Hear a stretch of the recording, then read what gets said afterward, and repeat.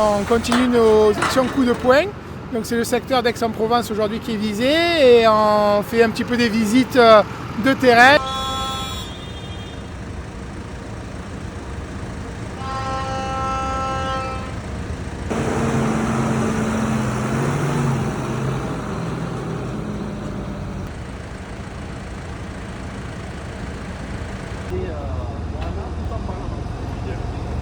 Devant le centre des finances publiques, on est en train de déverser différentes bennes d'organique et de produits naturels pour montrer un petit peu notre mécontentement à l'État qui ne nous donne toujours pas les réponses aux questions qu'on a demandées l'hiver dernier. Ça nous empêche d'être compétitifs sur les différents marchés européens et mondiaux et la surtransposition de normes nous fait végéter.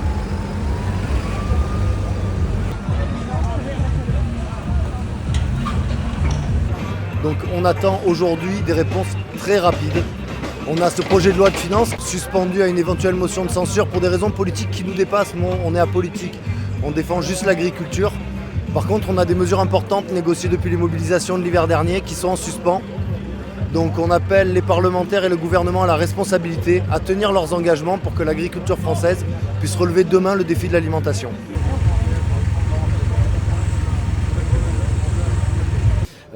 Ils y viennent aussi pour être entendus et donc c'est la raison pour laquelle, comme mes collègues, j'ai été à leur rencontre.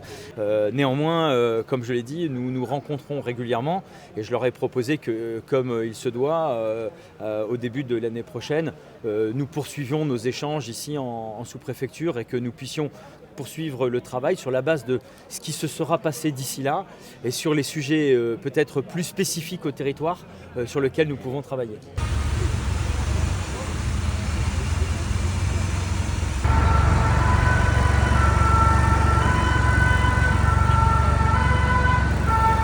Vous avez vu que nous, le but, c'est gêner le moins possible nos concitoyens.